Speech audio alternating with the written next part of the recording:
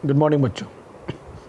हमारा last topic है इस चैप्टर का स्कोप ऑफ माइक्रो इकोनॉमिक्स। अभी बात बताइए मुझे, आप लोग अपन ने स्कोप ऑफ माइक्रो इकोनॉमिक्स पढ़े थे, क्या थी उसकी स्कोप, क्या था उसका सब्जेक्ट। माइक्रो इकोनॉमिक्स में कौन सी दो चीज़ों को हम लोग डील करते हैं, how price can be determine and proper allocation of resources. यही पढ़े हम लोगों ने माइक्रो इकोनॉमिक्स में, कैसे मार्केट में प्राइस डिटरमाइन होता है और कैसे इंडिविजुअल्स अपने रिसोर्सेज को एलोकेट करते हैं टू गेट मैक्सिमम सेटिस्फेक्शन। ये था सब्जेक्ट मैटर माइक्रो इकोनॉमिक्स का।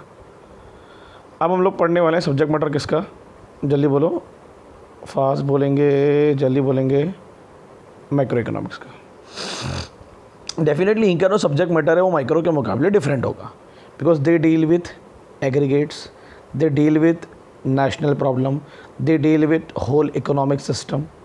समझ में आ रहा ना? तो इनके जो इश्यूज़ होंगे माइक्रो के मुकाबले वो बहुत डिफरेंट होने वाले। 4 थ्योरी पढ़ाने वाला हूँ मैं आप लोगों को, मतलब इनके सब्जेक्ट मैटर में 4 थ्योरी इन्वॉल्व है, चारों के अपने अपने रीजंस होंगे। तो एक दूसरे से उनको कनेक्ट मत करना, कनेक्शन में जाओगे तो मुश्किल में आओगे।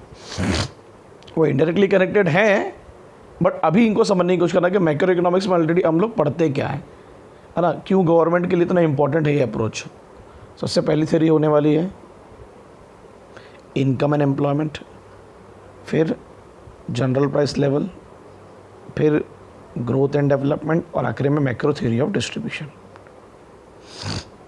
देखो एक बात ध्यान रखो, इनकम एंड एम्प्लॉयमेंट में देखो एक चीज़ लिखी है यहाँ पर, कंजम्पशन, इन्वेस्टमेंट। और हम लोग 2 तरीके से पढ़ेंगे, एक ही तरीका है इसका पढ़ने का, बट मैं 2 तरीके बता रहा हूँ। पहले हमको पता करना है कि कैसे ये जो फैक्टर्स के नाम लिखे हैं यहाँ पर, इन कौन से फैक्टर्स इनको अफेक्ट करेंगे और कैसे हमको इसको इम्प्रूव करना है। बस ये 2 चीज़ें हम लोग पढ़ने वाले हैं। इन्हें क्या कारण है इनमें चेंज आने का, और हम क्या करेंगे इस चेंज को सुधारने के लिए। अब देखो, level of income and employment जब वर्ड आता है, what is level of income. जब भी वर्ड है लेवल ऑफ इनकम, तो आपके जहन में एक ही होना चाहिए, national income. National income is in the form of interest, rent, wages, profit. Clear है? तो आपसे सवाल पूछ रहा हूँ मैं, which factors decide the level of national income? Sir level of national income तो तभी बढ़ेगा जब there will be more consumption, यानी डिमांड। क्लियर है कि नहीं क्लियर है? कंजम्पशन होगी तो लोग खर्च करेंगे तो लेवल ऑफ नेशनल इनकम बढ़ेगा, पैसा आएगा इकोनॉमी में। क्लियर है? या एम्प्लॉयमेंट भी कह सकते हैं आप, एम्प्लॉयमेंट आएगा तो अल्टीमेटली क्या बढ़ेगा, कंजम्पशन आएगा तो 2 चीज़ें होंगी। कंजम्पशन तो पहला होगा गुड्स के लिए, पैसा बचेगा तो इन्वेस्टमेंट भी ऑटोमेटिकली आपकी लेवल ऑफ नेशनल इनकम को बढ़ाता है। इन्वेस्टमेंट मतलब प्रोडक्शन एक्टिविटी को बढ़ावा देना। अब ध्यान दो क्या लिखा है इसमें, micro economic analysis explain which factors determine the level of national income. तो कौन सा फैक्टर हमने पढ़े अभी यहाँ पर, कंजम्पशन, यानी कि एग्रीगेट डिमांड। लॉजिक समझा? These are the factors which decide the level of national income and employment. Clear है? कितनी देश के अंदर नेशनल इनकम है, ये कितना एम्प्लॉयमेंट है, ये डिपेंड करता है प्रोडक्शन पे। हाँ बोलो। और प्रोडक्शन कितना होगा किस पर डिपेंड करता है, कंजम्पशन पे। हाँ बोलो। लॉजिक है कि नहीं? फिर ये साइकिल की तरह चलता है, बराबर है। तो हमें पढ़ना है कि कौन कौन से फैक्टर्स हैं जो इनके लेवल को इंक्रीज, इम्प्रूव और रिड्यूस करते हैं, और व्हाट कॉजेज और कौन से कारण हैं जिनमें फ्लक्चुएशंस लेके आते हैं, यानी इनकम, आउटपुट और एम्प्लॉयमेंट में। जब भी ऐसा वर्ड है ना कि इनकम, आउटपुट और एम्प्लॉयमेंट में किस वजह से चेंज आता है, तो आपका आंसर होना चाहिए सबसे पहले aggregate demand and investment. If there is no demand, no output, no employment, no income, ख़त्म हो गया खेल, जो अभी हमारे देश में है। और if there is no income तो नो इन्वेस्टमेंट, मतलब नो सेविंग्स तो नो इन्वेस्टमेंट। लॉजिक समझ रहे हैं ना? तो अल्टीमेटली ये 2 चीज़ें दुनिया को चलाती हैं। पहला जल्दी बताएंगे एग्रीगेट डिमांड, और सब पैसा बचता है तो सेविंग्स, और सेविंग्स से क्या होता है, इन्वेस्टमेंट, और इन्वेस्टमेंट में अल्टीमेटली क्या क्रिएट करता है, लेवल ऑफ एम्प्लॉयमेंट। क्योंकि आप रोज़गार क्रिएट करते हो, कि पैसा लगाओगे तो कहीं ना कहीं डायरेक्टली इनडायरेक्टली रोज़गार पैदा होगा। क्लियर है कि नहीं क्लियर है? So to understand how the level of employment is determined, कैसे देश के अंदर एम्प्लॉयमेंट बढ़ेगा। एम्प्लॉयमेंट तब बढ़ेगा जब प्रोडक्शन एक्टिविटी होगी। प्रोडक्शन एक्टिविटी तब होगी जब लोगों के पास में पैसा होगा तो लोग उसको कंज्यूम करेंगे। ऐसे ही होने वाला है ना, लिखा इसमें, we have to study the, देखो आ गया, अगर एम्प्लॉयमेंट के बारे में जानकारी करनी है तो कंजम्पशन फंक्शन और इन्वेस्टमेंट के बारे में आपको जानकारी होनी चाहिए। तुमसे एक क्वेश्चन पूछता हूँ मैं, अभी हमारे देश में एट प्रेजेंट मुझे नहीं पता आगे आने वाले टाइम पर हो सकता है, अभी सोच समझ के आंसर देना। अभी मेरे देश में जो एग्रीगेट डिमांड है वो ऐसी है, जब डिमांड कम होती है तो डेफिनेटली लेवल ऑफ एम्प्लॉयमेंट भी क्या होगा, कम होगा, क्योंकि जब कोई खरीद नहीं रहा है तो लोग कोई बनाएगा कैसे, है ना। और लेवल ऑफ एम्प्लॉयमेंट कम होगा तो फिर लेवल ऑफ इनकम भी कम होगी। क्लियर है कि नहीं क्लियर है? और इनकम कम होगी तो इन्वेस्टमेंट भी कम होगा। तो फिलहाल अभी डाउनफॉल पे है ना। तो कंजम्पशन फंक्शन में क्या आ गया आपका, demand, aggregate demand, demand for all the goods whether it is consumer goods, capital goods और ऑटोनोमस गुड्स। ऑटोनोमस मतलब रोटी कपड़ा मकान, जिसकी डिमांड हमेशा रहती है, जो मुझे लगता है आज के ज़माने में सबसे इंपॉर्टेंट चीज़ है। फिर कंज्यूमर गुड्स में लग्जरी गुड्स भी आ गए जिसकी फ़िलहाल डिमांड नहीं है, और कैपिटल गुड्स मतलब मशीन्स, फिक्स एसेट्स, ठीक है। और इन्वेस्टमेंट फंक्शन, अगर कंजम्पशन ज़्यादा है और इन्वेस्टमेंट ज़्यादा है तो अल्टीमेट कंजम्पशन से क्या होगा, लोग खर्च करेंगे तो definitely level of employment, production होगा तो लेवल ऑफ एम्प्लॉयमेंट बढ़ेगा, ये तो तय है। और लेवल ऑफ एम्प्लॉयमेंट बढ़ेगा तो इनकम आएगी तो सेविंग होगी तो इन्वेस्टमेंट होगा। लॉजिक समझ रहे हैं ना। इन्वेस्टमेंट भी दो प्रकार के होते हैं, पढ़ा चुका था मैंने आपको। जब लोगों के पास पैसा आता है, अगर मैं लैंड बिल्डिंग में ख़रीद रहा हूँ, पैसा लगा रहा हूँ, तो डायरेक्ट क्या हो गया, रियल इन्वेस्टमेंट, डायरेक्ट मैं बिज़नेस स्टार्ट कर रहा हूँ। अगर शेयर डिबेंचर्स खरीद रहा हूँ, म्यूचुअल फंड, तो क्या होगा, फाइनेंशियल इन्वेस्टमेंट। दोनों का कनेक्शन बिल्कुल नहीं है ज़्यादा। Real investment is a long term investment, financial investment is a mostly short term, medium term investment, ठीक है। So theory of business cycle is also a part and parcel of theory of income and employment. What is theory of business cycle? What is business cycle? This is the business cycle. अभी हमारे यहाँ cycle ऐसे जा रही ना, ऐसे। तो definitely जो बिजनेस साइकिल का ट्रेंड बता रहा है, ये बोल रहा है कि लेवल ऑफ एम्प्लॉयमेंट और इनकम डेफिनेटली क्या है, कम होने वाला है।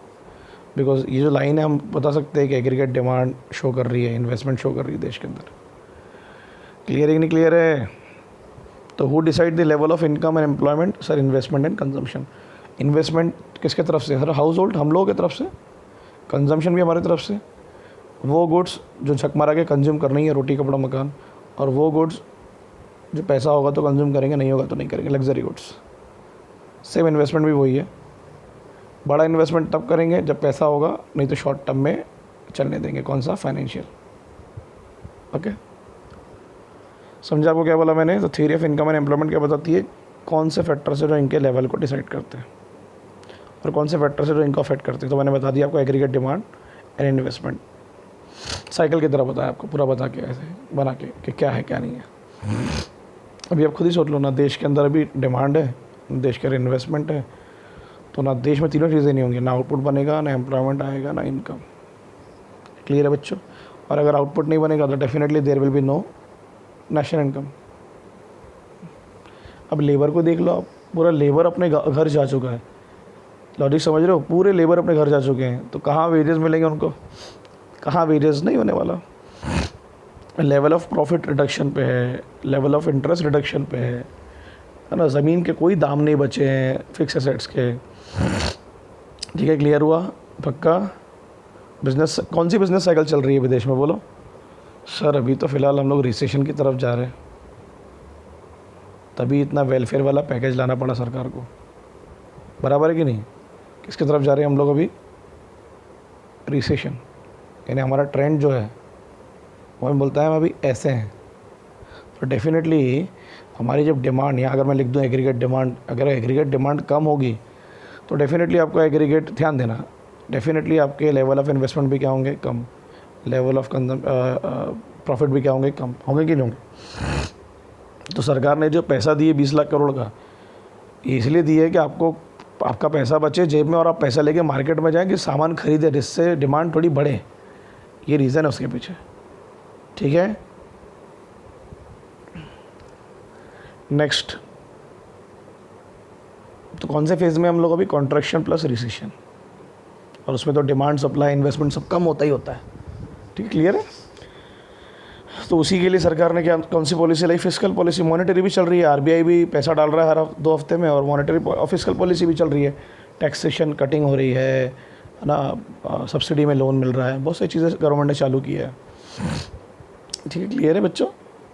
आपने एक चीज़ गौर किया होगा गवर्नमेंट के पैकेज में कि प्राइवेटाइजेशन पे बहुत बढ़ावा दिया गया है कि जब प्राइवेट कंपनी आएंगी पब्लिक सेक्टर में, क्योंकि पब्लिक सेक्टर के पास पैसा नहीं है, ऐसा सरकार कह रही है पब्लिक सेक्टर, तो प्राइवेटाइजेशन जितना बढ़ेगा ऐसे नेचुरल फैक्टर्स में, जैसे अभी माइनिंग में उन्होंने बहुत सारा प्राइवेटाइजेशन कर दिया, एफडीआई बढ़ा दिया डिफेंस में, तो रोज़गार बढ़ेगा, ऐसा इनका मानना है। नेक्स्ट हमारी थ्योरी है, theory of general price level and inflation. अभी ये बहुत ही आसान है यार।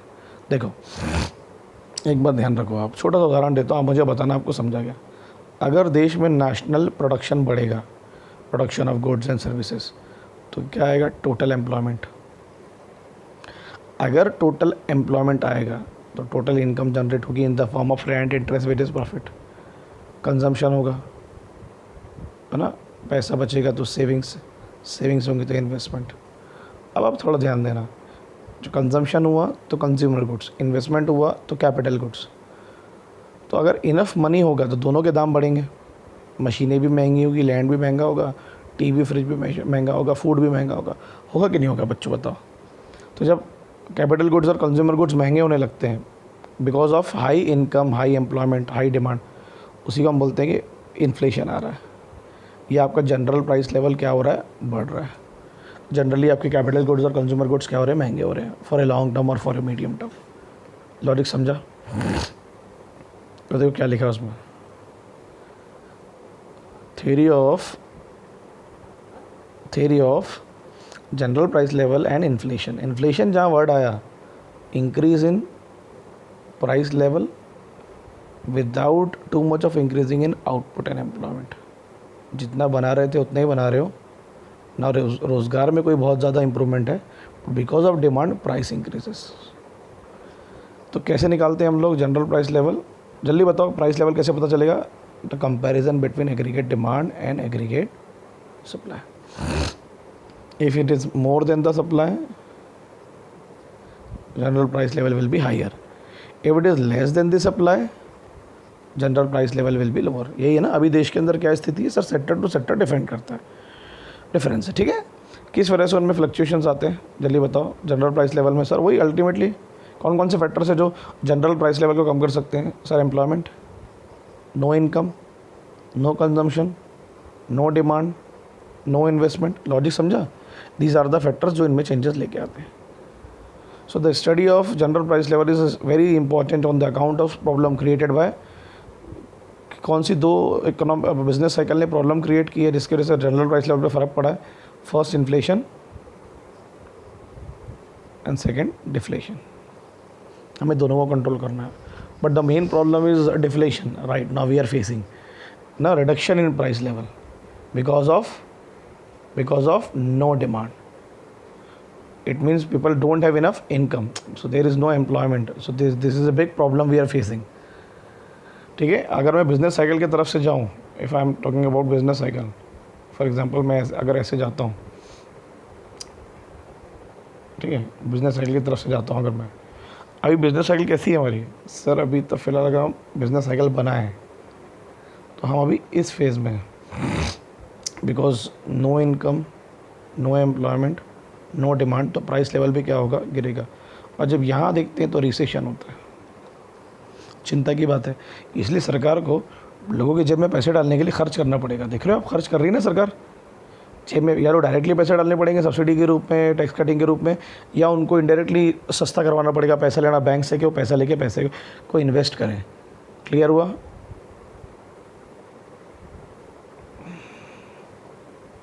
ठीक है, तो which is the most dangerous problem you have feel? आपको क्या लगता है कि कौन सी ज़्यादा बड़ा इशू हमारे देश के लिए? सोच समझ के आंसर देना, इन्फ्लेशन कि डिफ्लेशन? सोचो। एक चीज़ तो क्लियर हो गई कि ये डिमांड के हिसाब से होता है, income, employment, the factors will decide the price level, aggregate demand and aggregate supply. और उनमें चेंज किसके हिसाब से आता है? वही डिमांड के हिसाब से आता है प्राइस लेवल में जो चेंज आता है। Sir I think if you go to the cycle, अगर साइकिल, ये देखो ये साइकिल है, अगर हम इन्फ्लेशन की तरफ जा रहे हैं, ये एरो कहीं ना कहीं आउटपुट बन रहा है, एम्प्लॉयमेंट है, तो this is good one for the country. So we can control the inflation by using our monetary policy and taxation policy. ठीक है, चलो ओके. बट अगर we are going towards deflation, that means there is no price कम, demand कम, no income. So deflation is a more serious problem than inflation. Inflation shows the prosperity of the country. Deflation shows that country is not in a prosperity position. समझा logic क्या बोला मैंने? तो price level decide कर देता है कि अभी देश के अंदर क्या स्थिति चल रही है. क्रूड ऑयल का प्राइस बाबा माइनस में चले गया था, negative, because there is no demand. Crude oil की डिमांड थी नहीं, क्योंकि there is no demand for transportation. अब ट्रांसपोर्टेशन की डिमांड नहीं होगी, 30-50 दिन से देश के अंदर गाड़ियाँ ही नहीं चल रही हैं, तो जब ऑटोमेटिकली फिर क्रूड ऑयल की डिमांड पर कितना फ़र्क पड़ा. देखो प्राइस लेवल जीरो आ गया था, नेगेटिव हो गया था डॉलर के मुकाबले. हुआ था कि नहीं हुआ था? तो ये भी एक रीज़न है ना. Next, theory of growth and development. एक बात ध्यान रखना मेरे बच्चों, मैंने आपको लास्ट टाइम भी पढ़ाया था. It's very important to understand that is what is growth and development. मैंने आपको लास्ट टाइम भी पढ़ाया था. I hope you remember that. Simple है यार.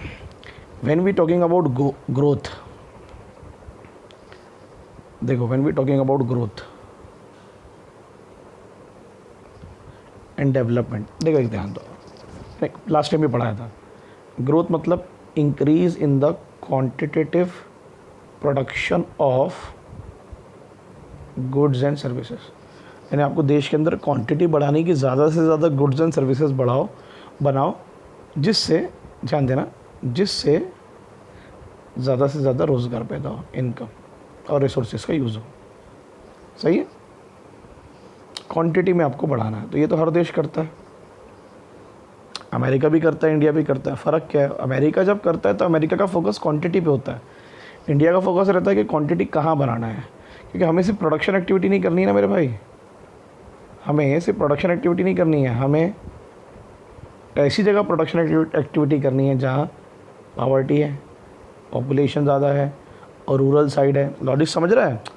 सो इंडिया का फोकस सिर्फ ग्रोथ पे नहीं है, ग्रोथ प्लस डेवलपमेंट. मतलब हमें रोज़गार को बढ़ाना है, हमें पॉवर्टी को कम करना है, हमें अनएम्प्लॉयमेंट को रिड्यूस करना है. लॉजिक समझ रहे हैं ना?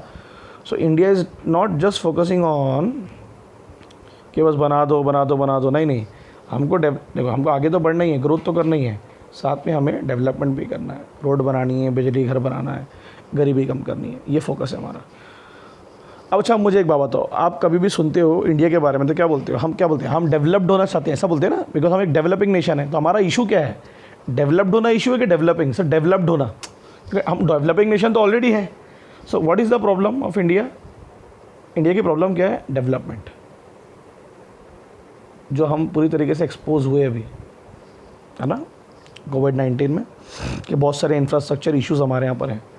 अमेरिका क्या इश्यूज़ थे जो अभी कोविड-19 आया? उनका मेडिकल फैसिलिटी, इंफ्रास्ट्रक्चर की कमी है क्या? नहीं सर, वो तो ऑलरेडी डेवलप नेशन है. अब तुमको नंबर्स में ग्रो करना है. मतलब वो चाहते हैं कि अब ज़्यादा से ज़्यादा ग्रो करो, बनाओ, क्योंकि वहाँ गरीबी या अनएम्प्लॉयमेंट का तो इशू है नहीं.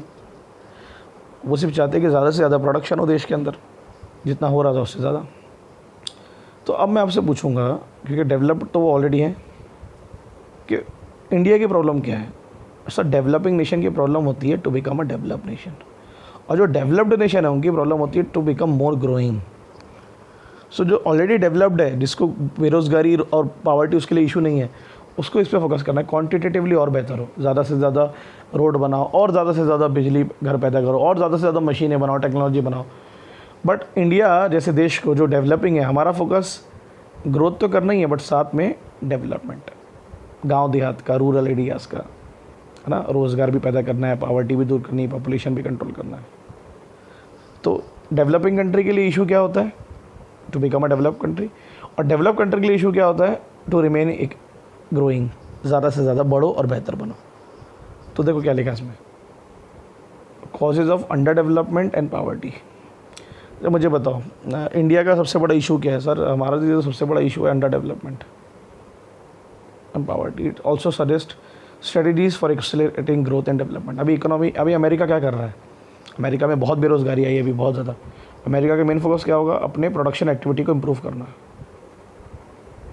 तो वो अभी बहुत सारी चीज़ें बना रहे हैं, मास्क, दवाइयाँ, उससे उनकी प्रोडक्शन क्यों? क्योंकि वहाँ पॉवर्टी या पॉपुलेशन या इंफ्रास्ट्रक्चर ये इश्यूज़ नहीं है। लॉजिक समझ रहे ना? अगर वो इस पे फोकस करेंगे तो वो ऑलरेडी इसको ऑल कवर कर जाएंगे, है ना। उनका है कि ज़्यादा से ज़्यादा प्रोडक्शन करो और ये जो प्रॉब्लम थोड़ी भी आई है इसको दूर करो। इंडिया पे आओ, जो अंडर डेवलप कंट्रीज़ है हमारे यहाँ पर, जो अंडर डेवलप इश्यूज़ है, पॉवर्टी है, इंडिया में अगर आओ पाओ तो इंडिया को अभी प्रोडक्शन एक्टिविटी तो इम्प्रूव करनी ही करनी है, साथ में वहाँ प्रोडक्शन एक्टिविटी करनी है जहाँ पर ऑलरेडी अनएम्प्लॉयमेंट है, पॉवर्टी है, इनइक्वलिटीज़ हैं, पॉपुलेशन बहुत ज़्यादा डायनेमिक है। अभी अब देखो पूरे लेबरर अपने गांव देहात में जा चुके हैं। अभी अगर आप शहरों में फैक्ट्री चालू करोगे भी तो कौन काम करेगा आपके यहाँ पर?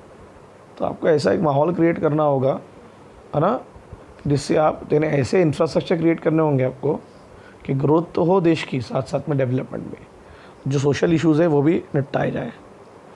इसलिए हमारे देश में जो पॉलिसी है वो मोस्टली क्या होती है? खर्चे ज़्यादा और आमदनी कम, expenses are more than income. हमें खर्च करना पड़ता है क्योंकि हम पॉवर्टी से जूझ रहे हैं, अंडर डेवलपमेंट से जूझ रहे हैं, समझा? So America wants to be a growing nation more as compare to previous situation. सही है कि नहीं?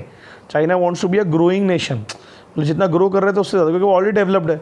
India wants to be a developed nation. Logic समझ रहा है? तो हमारा मेन फोकस क्या है कि हमें प्रोडक्शन एक्टिविटी तो बढ़ानी ही बढ़ानी है, बट इस तरीके से बढ़ानी है कि ये जो हमारे फैक्टर्स है, पॉपुलेशन, पॉवर्टी, अनएम्प्लॉयमेंट, इनइक्वलिटी, ये भी कम हो। तो लॉजिक समझ रहा है? पक्का? ये सब इश्यूज़ अमेरिका के नहीं हैं। तो कौन कौन से रीज़न है जिसकी वजह से हमारे यहाँ पॉवर्टी और अंडर डेवलपमेंट ज़्यादा है? चलो बताओ सर। पहला तो जो मुझे लगता है, what I feel, lack of infrastructure. Like sir electricity का इश्यूज़ है हमारे यहाँ पर, और रोड, है ना, पानी की व्यवस्था बराबर है कि नहीं बराबर है ना, और जो इंफ्रास्ट्रक्चर के लिए टेक्नोलॉजी, ये कुछ चीज़ें ऐसी अगर हमारे यहाँ पर बनती हैं तो बेहतर होगा। तो हमें ऐसी जगह बनाना है जहाँ रोज़गार पैदा हो, जहाँ नहीं है रोज़गार, क्योंकि हमारे यहाँ ये सब इश्यूज़ बहुत हैं। इसलिए तो गांव देहात में अगर आप फैक्ट्री डालते हो तो आपको बहुत सारे टैक्स एग्जम्पशन सरकार अपनी तरफ से देने की कोशिश करती, फ्री में ये ज़मीन कम दाम पे देने की कोशिश करती। ठीक है, क्लियर है? समझ में आया मैंने क्या बोला आपको? तो कारण क्या क्या है हमारे अंडर डेवलपमेंट के? Lack of infrastructure. और पॉवर्टी का क्या रीज़न है हमारे यहाँ पर? गरीबी क्यों है हमारे यहाँ पर? क्योंकि हमारे यहाँ पर जो ग्रोथ होती है वो शहरों में ज़्यादा है, अर्बन, और रूरल में कम है। और यहाँ पॉपुलेशन कम है और यहाँ पॉपुलेशन ज़्यादा है। तो जब यहाँ रोज़गार होगा ही नहीं तो यही पॉपुलेशन यहाँ जाएगी, और यहाँ जाने के बाद में फिर वो काम करेगी जो उसका एबिलिटी का नहीं है। क्लियर है कि नहीं क्लियर है? तो अभी सरकार क्या कर रही है? मनरेगा स्कीम के थ्रू, अभी फ़िलहाल उनको पता शहरों में तो काम है नहीं, तो मनरेगा स्कीम के थ्रू वो लोग और फंड डाल रहे हैं, जिससे गड्ढे खोदने का काम होगा। गड्ढे खोदे जाते हैं ना मनरेगा स्कीम में गाँव देहात में, तो उससे रोज़गार पैदा होगा, एम्प्लॉयमेंट आएगा कि नहीं आएगा? बच्चों मुझे बताओ, उससे किस पे फ़र्क पड़ेगा? पॉवर्टी पे थोड़ा तो फ़र्क पड़ेगा। अब आप अगर गांव पे फोकस करोगे तो फिर आपको वहाँ थोड़ा डैम भी लगेगा, आपको नहर भी लगेगी, कैनाल्स बोलते हैं, आपको रिवर भी लगेगी, आपको रोड भी लगेगी, तो डेवलपमेंट के चांसेस बढ़ेंगे अगर इस तरीके से पॉलिसी बनाई जाती है तो। ठीक है, क्लियर हुआ आपको क्या बोला मैंने? पक्का? नेक्स्ट क्या है? Last, macro theory of distribution. तो आपने एक चीज़ गौर किया, सॉरी, कि कौन कौन सी पॉलिसीज़ अभी बनाई गई गवर्नमेंट के द्वारा कि ग्रोथ और डेवलपमेंट हो? क्योंकि इंडिया को तो दोनों पे फोकस करना है, ग्रोथ तो करना ही है, साथ साथ में डेवलपमेंट भी। अमेरिका का फोकस सिर्फ क्या पे? ग्रोथ पे, बिकॉज वहाँ पर वो सब इश्यूज़ है ही नहीं जो हमारे यहाँ पर है। जो माइग्रेंट का इतना बड़ा इशू देखा हमने दुनिया भर में कहीं नहीं देखा जो इंडिया में हमने फेस किया। तो इसलिए जो पॉलिसीज़ बनाई जाती हैं हमारे यहाँ पर, आपने पॉलिसी देखा कैसी है इंडिया में? दो तरीके की पॉलिसी बनती है, सोशल और इकोनॉमिक। पैसा कहाँ से आएगा, कहाँ लगाएंगे, और फ्री में लोगों को या सब्सिडी में लोगों को किस तरीके से बेनिफिट देना है। ठीक है, क्लियर है बच्चों? Macro theory of distribution. अभी देखो ना, इनकम टैक्स लेना कम कर दिया सरकार ने, आगे बढ़ा दी रेट को, या ईएमआई। सरकार वही चाह रही थी कि लोग पैसा लगाएं मार्केट में, तो इसलिए हम लेना बंद कर दें उनसे। तो पैसा लगाएंगे तो ऑटोमेटिकली डिमांड पे फ़र्क पड़ेगा। डिस्ट्रीब्यूशन ऑफ इनकम, कितने रूप में डिस्ट्रीब्यूट किया हमने अपनी इनकम को? 4 रूप में। कौन से 4 रूप? सर पहला, लैंड पे अगर आप लैंड यूज़ कर रहे हैं प्रोडक्शन एक्टिविटी में तो रेंट प्लस लॉयल्टी, लैंड हो गया नेशनल फैक्टर। अगर आप ऐसे लेबरर काम कर रहे हैं, जैसे मैं एक लेबरर हूँ, आप लोगों के लिए काम कर रहा हूँ, तो हमें मिलना चाहिए वेजेस। आप लोग के घर में भी आपके फैमिली वाले काम कर रहे होंगे। लेबरर मतलब any person, it may be a मिस्त्री, it may be a labourer, it may be architecture, ठीक है। वेजेस मिलेंगे। कैपिटल पे अगर पैसा लगाया जाएगा तो उस पर रिटर्न मिलेगा, इंटरेस्ट पे करना पड़ेगा आपको, और वही कैपिटल को आप फिर रिटर्न के रूप में कहीं लगाओगे, और आखिरी में जो पैसा बचेगा मैक्सिमम वो क्या होगा, एंटरप्रेन्योर का प्रॉफिट। सो जो डिस्ट्रीब्यूशन है, it is more like a natural factor, human factor, man made factor, और फैक्टर को अरेंज करने वाला बंदा। लॉजिक समझा? He is the factor organiser. तो डिस्ट्रीब्यूशन कैसा हुआ, rent, interest, wages, profit. Equal है कि इनइक्वल है? सर इनइक्वल है, प्रॉफिट बहुत ज़्यादा है, वेजेस बहुत कम है हमारे देश में। हमारे देश में इनइक्वल डिस्ट्रीब्यूशन है, गरीब की तादाद जो है, लेबरर की तादाद ज़्यादा है, और उनको इनकम कम मिलती है। डिस्ट्रीब्यूशन बहुत ही गंदा, इसलिए बहुत मुश्किल से डिस्ट्रीब्यूशन होता है। और हमारे यहाँ पर बिजनेसमैन बहुत कम है, मतलब एज़ कम्पेयर टू, मैं लेबरर्स की बात कर रहा हूँ, और उनकी प्रॉफिट जो है वो बहुत ज़्यादा है। लॉजिक समझा क्या बोला मैंने आपको? तो ये बिजनेसमैन की नज़र से देखे तो ये प्रॉफिट है ना, बड़े बिजनेसमैन की स्पेशली बात कर रहा हूँ मैं। और ये हो गया बिजनेसमैन, ये हो गई हमारी, ये हो गए हमारे, ध्यान देना, ये हो गए हमारे लेबरर्स, और ये हो गए उनकी वेजेस। सो डेफिनेटली फ़र्क तो पड़ेगा। Oh shit, okay.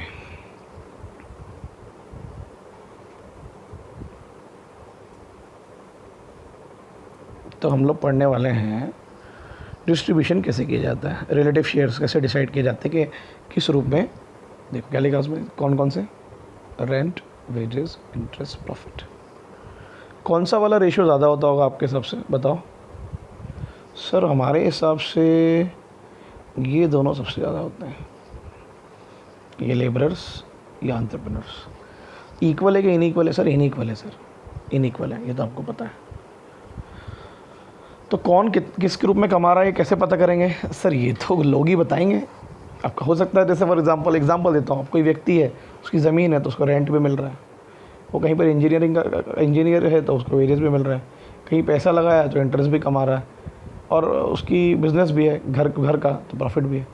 अब सरकार को तो पता नहीं ना, तो हो सकता है वो सरकार को सिर्फ वेजेस ही बता रहा हो, ये तीनों छुपा रहा हो।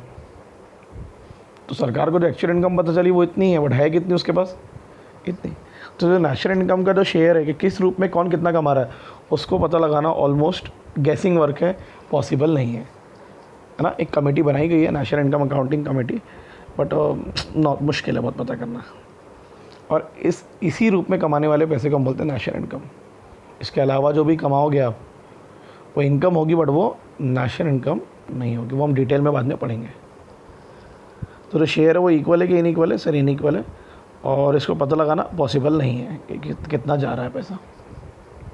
बाकी किस किस के रूप में क्या है पता लग गया, लिख लेना, लैंड, लेबरर्स, कैपिटल और एंटरप्रेन्योर्स। ठीक है, क्लियर है? अभी मुझे बताओ आप, ये लेबरर्स की हालत तो बहुत ख़राब है, ये भी नहीं मिल रहा है, इसकी भी हालत ख़राब है, यही थोड़ा बहुत चल रहा है थोड़ा बहुत। तो जो शेयर है वो उसकी स्थिति इनइक्वल ही है ना। नंबर ऑफ़ पीपल यहाँ ज़्यादा है, मगर पैसा भी बिल्कुल भी नहीं है। इसलिए जब इनके पास पैसा नहीं होगा तो डिमांड नहीं होगी, और डिमांड नहीं होगी तो यहाँ फ़र्क पड़ने वाला है। क्लियर हुआ? तो कितने रूप में शेयर आते हैं? 4 रूप में। और वो शेयर कैसे डिसाइड करते हैं हम लोग, है ना, कि आप किस रूप में कमा रहे हैं। ठीक है, क्लियर हुआ? इक्वल है कि इनइक्वल है? इनइक्वल है। हम कोशिश कर रहे हैं कि इक्वल डिस्ट्रीब्यूशन हो, जो पॉसिबल नहीं है फिलहाल। तो हमारे यहाँ पर 2 क्लासेस हो गई, 2 क्लासेस में दुनिया बटी है, ये हमारा इंडिया बटा है, specially labour class plus capitalist class. Capitalist मतलब बिजनेसमैन, और ये हो गई सोशलिस्ट। क्लियर हुआ? चलो चैप्टर ख़त्म। और आपको मुझे बताना है कि आपको समझा चारों थ्योरी। अभी गवर्नमेंट के सामने बहुत बड़ा इशू है, इसलिए तो गवर्नमेंट क्या कर रही है, जो लेबरर्स हैं उनको वेजेस डाल रही है, उनके अकाउंट में पैसा डाल रही है, डालना पड़ेगा, लोगों को बोल रही है कि आप डालिए। ये इसके तो दाम अभी बिल्कुल डाउन पे हैं, और कैपिटल पे भी आपको इंटरेस्ट नहीं मिल रहा है अभी। जहाँ भी पैसा लगाओगे उस पर इंटरेस्ट मिलना बहुत ज़्यादा मुश्किल है, डिमांड नहीं है ना अभी, इसलिए। क्लियर हुआ? चलो फिनिश, चैप्टर फिनिश हो गया फाइनली बच्चों। आई होप आप लोगों को मज़ा आया होगा, समझ में आया होगा। जितना मैं अपनी तरफ से कोशिश कर सकता था मैंने पूरी कोशिश की। कोई डाउट हो गया तो मुझसे पूछिएगा, ठीक है।